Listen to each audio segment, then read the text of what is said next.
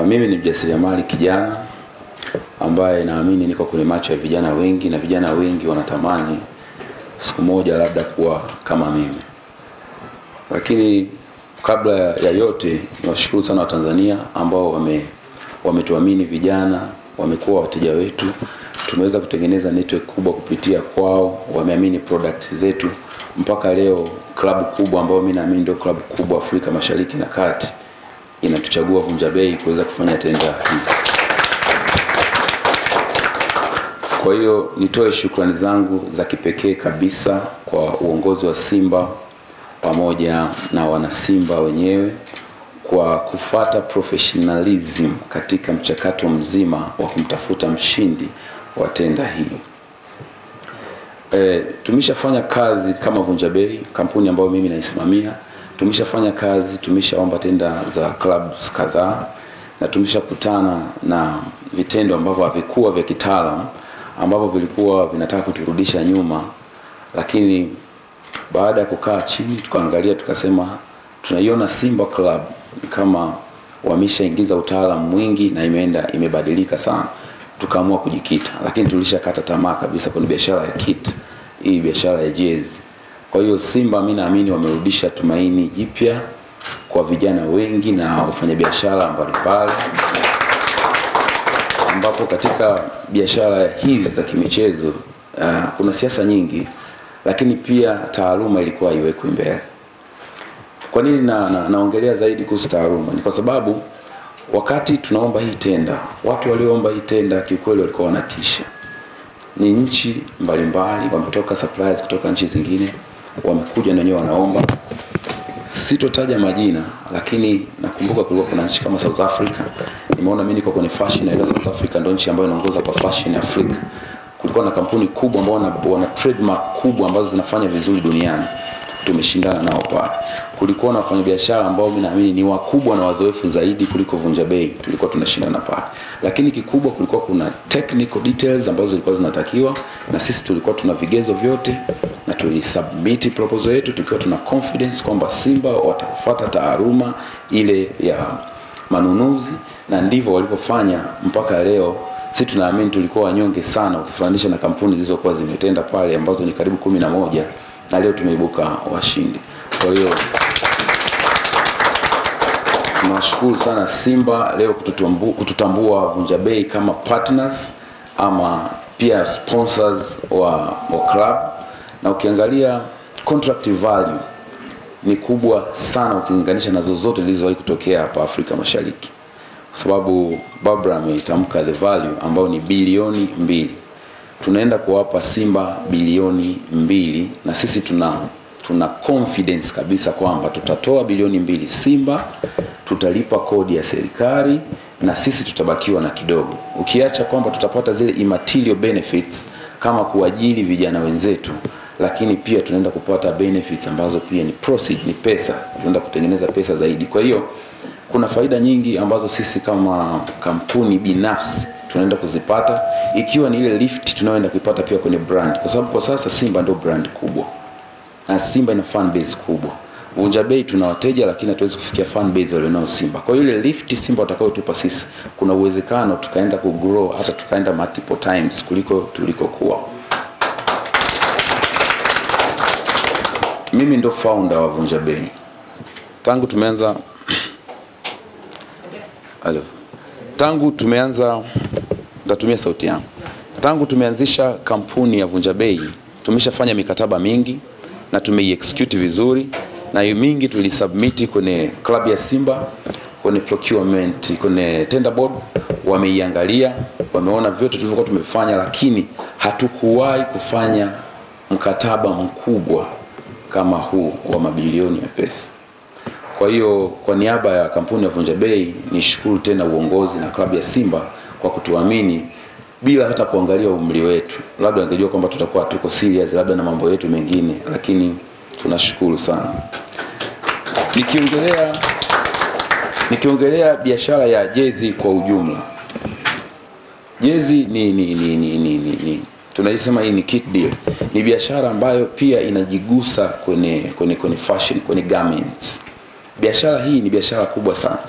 Kama tutaisimamia vizuri, itafika siku clubs zitaweza kuendeshwa kwa biashara ya jezi peke yake bila kutegemea sponsor au mapato mengine yoyote kama gate collections. Hii biashara tukiisimamia vizuri, kwa sababu leo tunasaini contract ya bilioni 2. Lakini kama huko mbeleni tutaweza kupata zile support ambazo tunaenda kuzifanyia promotion, basi tutakuja siku moja hapa kuitana tena tukiwa tunasaini contract ya bilioni 10. Kwa hiyo naamini wadau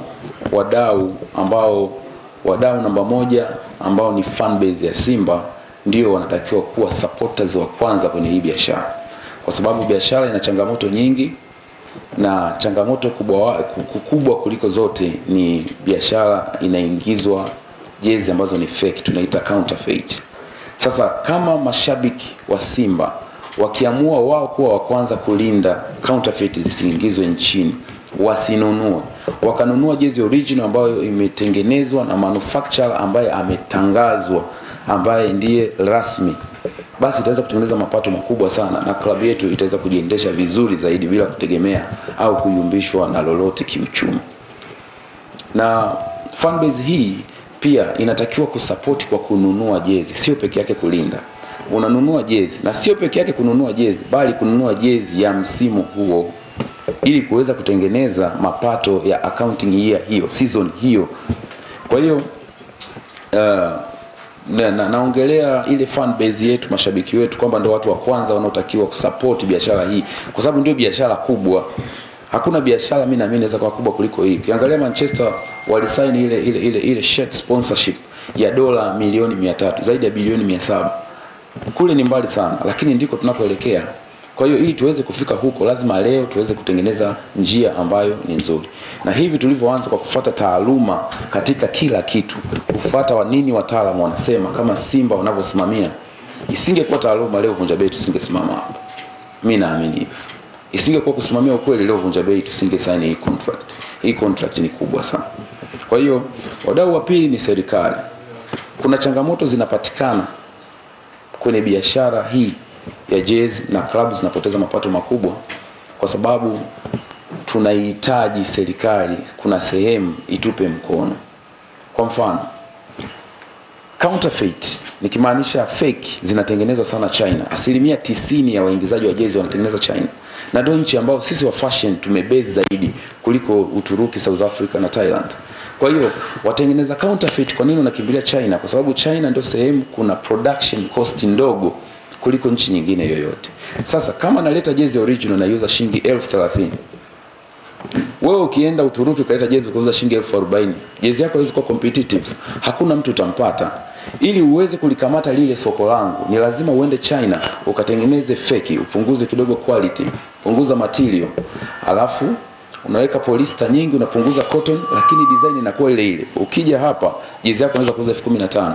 Kwa nini mtu anunue jezi 30,000 wakati anaiona jezi inafanana hivyo hivyo na inauzwa 15,000? Kwa hiyo wale wanaopakia jezi China, kampuni za cargo wazizidi 10. Mimi nazifahamu zote kwa sababu nafanya biashara hii muda mrefu kidogo. Kama serikali itaamua kutoa tamko kuhusu zile cargo companies ambazo mimi nafanya nao kazi pia, kwamba kama mtapakia China na mtazileta hapa, tukakuta bandarini mzigo wa Simba una logo ya Simba na aliyepakia sio Vunja Bei, sio yule mtu ambaye ni rasmi, basi tutatake action. Hakuna kampuni ya cargo itapakia, kwa sababu nimekuwa nikifuatilia biashara. Mimi natengeneza jezi pia za clubs zingine. Ukienda cargo ya kwanza ukawaambia naomba msipakie jezi zangu, wanakuambia kabisa kwamba mimi nisipopakia itapakia cargo nyingine, mimi sitapata pesa, na nikishusha Tanzania hutaziona, nitampelekea mtu atauza. Sasa leo tunaenda kuipa Simba 2 billion, alafu mtu anaenda kupakia jezi anauza na Simba hawapati chochote. Tutawezaje kuwapa Simba pesa nyingi kiasi hiki? Tutawezaje kukua kutoka 2 billion tukaende 5 billion tukaende 10 billion ili Simba ikaweze kujiendesha vizuri zaidi? Kwa hiyo mimi naamini serikali inaweza ikatusaidia. Tumetengeneza kitu tunaita Simba Counterfeit Control Policy, ambayo ndio sera tutaitumia katika kucontrol jezi zile fake, na mle ndani tumeelezea nini tutaiomba serikali tusaidie, nini tutaiomba klabu tusaidie, na nini party ipi sisi kama Vunja Bei tutapray. Kwa hiyo Kuna faida nyingi sana kwenye hii tenda ambazo tunaenda kupata, nimezitaja kadhaa, ikiwa pia kutoa ajira, kwa sababu tunao watumishi, tunao wafanyakazi ambao wapo kwenye maduka yetu, tunafanya nao kazi, lakini lazima tuongeze team. Huu mkataba ni mkubwa sana, ile distribution network lazima iwe nchi nzima. Kwa hiyo lazima tupate wasimamizi wengine. Kwa hiyo kuna vijana ambao tunaamini wako mtaani, wamemaliza vyuo vikuu, wamemaliza mashule huko, hawana pa kwenda, basi tutawashika mkono kwa sababu vijana wenzao tumeweza kuaminika. Na naamini kwamba kama nilivyosema before, Simba kuamini vijana ni kitu kikubwa sana. Mimi nadhani hicho ndio inatakiwa kiwe kichwa cha habari pia, kwa sababu biashara hizi tumeshazoea. Hata mtu akitamka vunja bei, wana sign contract, labda unajua atakuja baba fulani mtu mzima ambaye atakuwa yuko serious na biashara, lakini si tuko very serious na tutaprove kupitia sisi, ili serikali pamoja na taasisi zingine kubwa ziweze kuinvest kwa vijana. Kupitia mkataba huu tutaonesha ubora wa kazi yetu. Kwa hiyo tunaamini tuna inspire vijana wengi, lakini pia vijana hii iwe kama hamasa kwao, wasiogope kufanya vitu vikubwa, kwa sababu hicho kitu ni kitu kikubwa sana. Kwa hiyo niwashukuru Simba kwa hilo tena, lakini nigusie kidogo sasa kwenye distribution network ambayo tunaenda kuitengeneza. Before kumekuwa kuna shida sana kwenye upatikanaji wa jezi. Wakati msimu kishaisha pre-season, tunaanza kwenda kwenye msimu, kabla tujafika kwenye Simba Day, mara nyingi unakuta jezi inawahi kuisha, jezi hazipatikani. Mtu aliyopo Kigoma anasubiria mwezi mmoja ndio apate jezi. Sisi tuna maduka mpaka siku ya Simba Day au ile Simba Week, tutakuwa tuna tayari tushafungua maduka ambayo yanauza 13, na tunaendelea kufungua mengine. Kwa hiyo siku tunazindua, tuna launch jezi yetu, siku ambayo tuna launch jezi yetu ni siku hiyo hiyo mtu aliyopo Mwanza atapata jezi kesho asubuhi, mtu aliyopo Kigoma atapata jezi siku inayofuata. Kwa hiyo tunaamini tutaujaza uwanja siku ya Simba Day ukiwa una rangi nyekundu.